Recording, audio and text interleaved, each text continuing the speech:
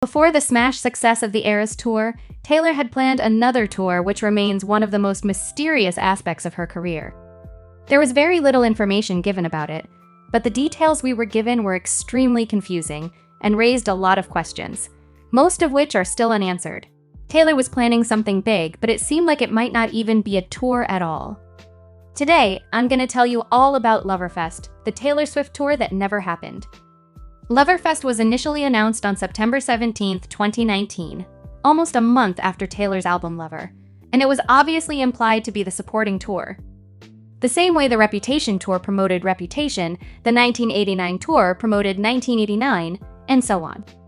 But what was so odd about Loverfest is that it didn't really seem like a normal tour at all.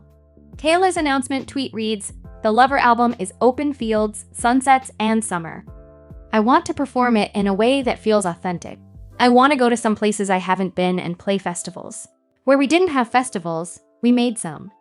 The tweet came alongside the initial dates for the tour, of which there were only 12 stops, 8 at pre-existing European festivals, and only 4 American dates. And these 4 American dates were the particularly interesting ones. 2 nights in Los Angeles and 2 nights near Boston. These 4 American dates were labeled as Loverfest West and Loverfest East, referring to their locations. But what was pretty confusing to fans about this is that they were labeled as festivals like the European dates, but were taking place in stadiums. And initially, Taylor offered no real explanation about this. The initial announcement promised further UK and international shows to be announced soon, and they were revealed shortly afterwards.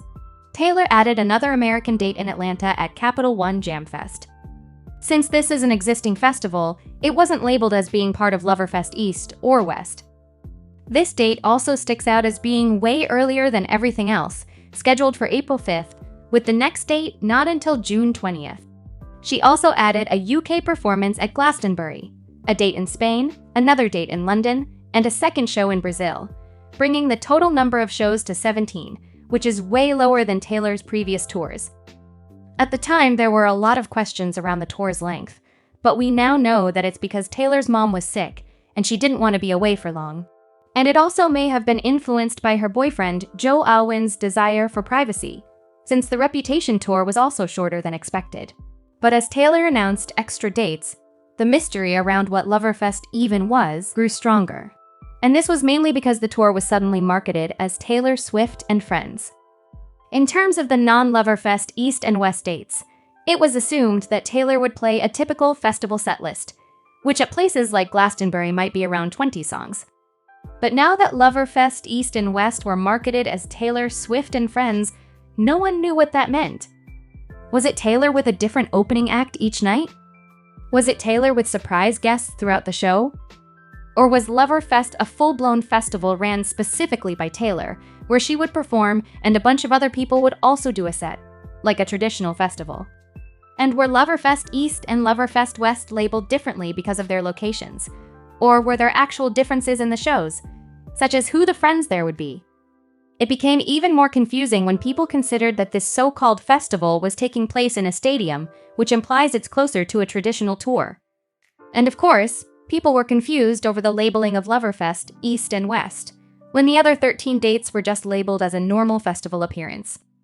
Tickets were pretty much the same price for all shows, but the LA and Boston shows were marketed completely differently, with many thinking these were Taylor Swift-themed festivals with a ton of guests, rather than a normal concert. Fans began speculating that there would be vendors and booths within the stadium like a traditional festival, but indoors. And there was no way to clarify exactly what these shows even were, because a stage design wasn't released yet. And the LA shows were being held in the SoFi Stadium, which hadn't even finished being built yet, and no one had seen inside it. And I think it's largely been forgotten, but Taylor trying to sell tickets to an event with no information around what people were actually buying led to some controversy among Swifties. I found a Reddit thread from around the time to show you the kind of discourse going on. The user said, "I have a real problem with how little we know about Loverfest.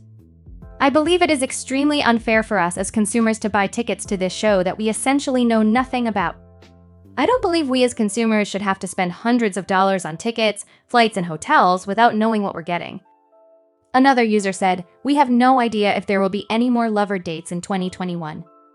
I would not spend hundreds to fly across the country if I knew there would be future dates. I don't want to waste all of that money if she's playing in my city a few months later." And another said, "It's Taylor Swift and friends. It's very odd not knowing what you're getting. I don't really want to see anyone else and would be super disappointed if it wasn't mostly her or her songs. And we never got an answer to all these mysteries because in 2020, well, you know what happened." After quarantines began being implemented across the world, Taylor postponed Loverfest. She said, "I'm so sad I won't be able to see you guys in concert this year, but I know this is the right decision. Please, please stay healthy and safe. I'll see you on stage as soon as I can, but right now what's important is committing to this quarantine for the sake of all of us." Taylor offered refunds to anyone who wanted them but held out hope that the shows would go ahead in summer 2021. But to everyone's surprise, probably including hers, she ended up making 2 indie folk albums in 2020. And even if Loverfest did go ahead in summer 2021, this would have raised real issues for the setlist. Because it's not like eras where she could do a mixture of different albums. It was labeled as Lover's supporting tour, and therefore it would be assumed that the majority of songs would be from Lover, with a few hits from other albums. By comparison, 75% of songs on the Red tour were from Red, 82% of songs on the 1989 tour were from 1989, and 63% of songs on the Reputation tour were from Reputation. Particularly because Lover was a really long album, people would have been expecting around this level of Lover tracks on the tour, which would mean she wouldn't be able to play much of her folk albums. Which might have been frustrating for Taylor to mainly perform an album which was now 3 albums ago. She never had to make a decision regarding this though, because in early 2021, Loverfest was entirely cancelled because of the ongoing pandemic. She said, "I'm so sorry, but I cannot reschedule the shows that we've postponed. Although refunds have been available since we first postponed the Loverfest shows, many of you hung on to your tickets, and I too hung on to the idea that we could reschedule. This is an unprecedented pandemic that has changed everyone's plans, and no one knows what the touring landscape is going to look like in the near future." Taylor went on to begin releasing re-recordings, as well as midnights, still with no tour. Many people wondered how she would create a setlist with so much new music, which she handled amazingly well by coming up with the Eras Tour, which Loverfest ticket holders got priority access to the pre-sale for. But the question remains, what would Loverfest have been? One of the only pieces of information we have about Loverfest is the stage design. Although it was initially unknown, a design for the LA shows leaked. It looks almost like a mixture of the 1989 tour and Reputation tour stages, with a long central catwalk leading to a B stage and smaller diagonal catwalks on either side. However, this was later replaced by a much smaller and more intimate design. Just a central heart-shaped stage with the audience surrounding Taylor 360 degrees. Here are some fan-made concepts to show you what it might have looked like. In order to make sure the entire audience got a good view, there were rumors that the stage was going to lift up and spin, similar to the 1989 catwalk. And although this is unconfirmed, it's not unheard of for 360-degree tours and seems believable. And if it was true, this would have been amazing to see. But since the other shows were using the existing festival stage and would not have been 360, this again raises more questions about whether Loverfest East and West would have been different from the rest of the tour. As far as the setlist is concerned, like I said, I think it would have been between 20 and 25 songs, mostly Lover. And we have a little bit of information about this too. Taylor's Inner Circle leaked details from Loverfest in September 2020. And if you don't know who they are, Taylor's Inner Circle is a group of insiders who have a large collection of Taylor's unreleased music and a ton of inside details. They're pretty divisive in the Swiftie fandom because they don't leak the unreleased music that they have, but will brag about having it. For example, in the same post where they spoke about Loverfest, they mentioned having a recording of Taylor's SNL rehearsal and the original orchestral mix of The Lakes, which wasn't released until nearly a year later. They claimed that Taylor's band were rehearsing for Loverfest in early March 2020, and that they rehearsed 32 songs, including Afterglow, Cornelia Street, Daylight, and Me. I don't think Taylor would have sung 32 full songs. Because this was just the band rehearsal, some of these could be instrumental interludes, but I also think Taylor would have done mashups similar to her previous tours, and it would still be between 20 and 25 full-length tracks. I think it's fair to expect that she would have performed these 16 Lover tracks for sure. She almost certainly wouldn't have performed Soon You'll Get Better, which is a very emotional track for her, and there's a question mark over It's Nice to Have a Friend. And in terms of the extra tracks, I think she would have done hits from previous albums, but since this is for festivals, I think she would have stuck to relatively upbeat stuff from her pop albums.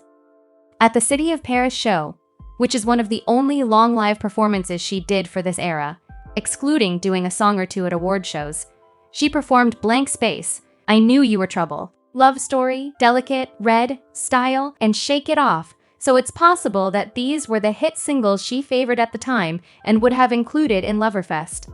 She also performed a very popular rendition of Holy Ground in the BBC Live Lounge, which possibly could have been added too. In terms of who the friends appearing with her would be, we really don't know.